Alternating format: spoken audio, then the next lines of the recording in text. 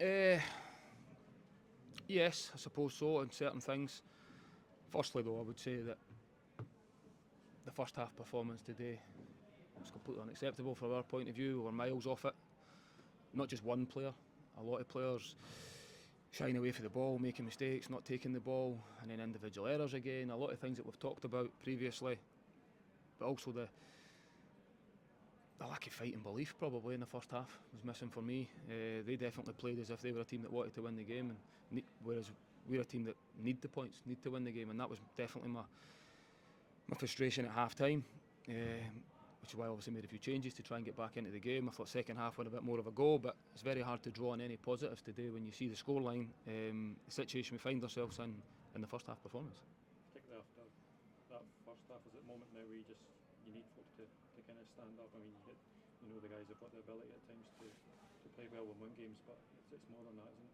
Yeah, definitely. I think it's a collective. It's everyone in it together still, obviously, but individually.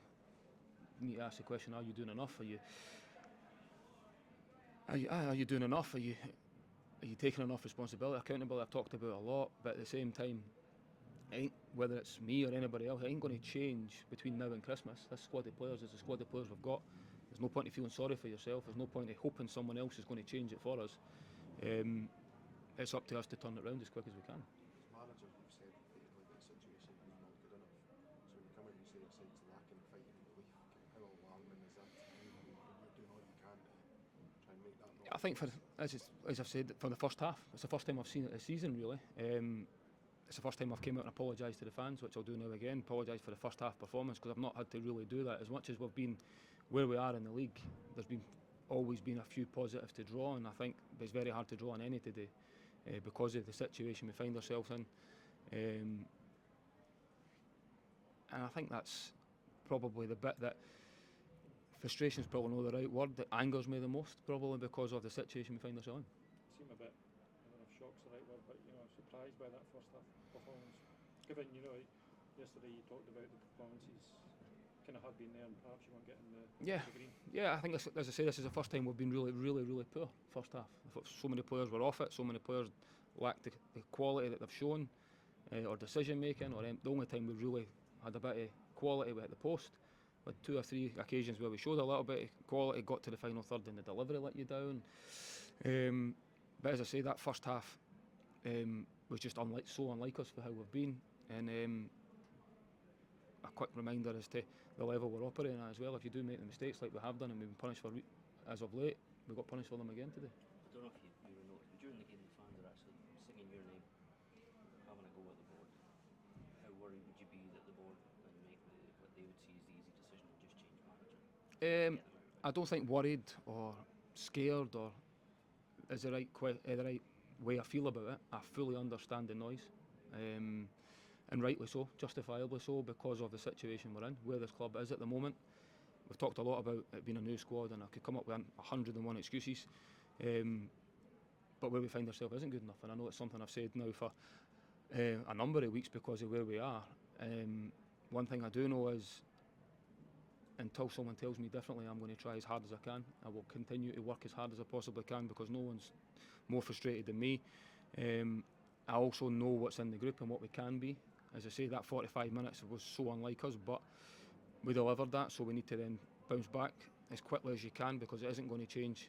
The players aren't going to change between now and January minimum. So it's about everybody working as hard as we can and sticking together to make sure we get through this period. But the question you've asked, I fully understand why you would ask it. When you talk about January, do you feel now every club makes changes in January, but do you feel now you kind of need it in the sense that you've kind of seen what these guys are giving and you need to make changes now?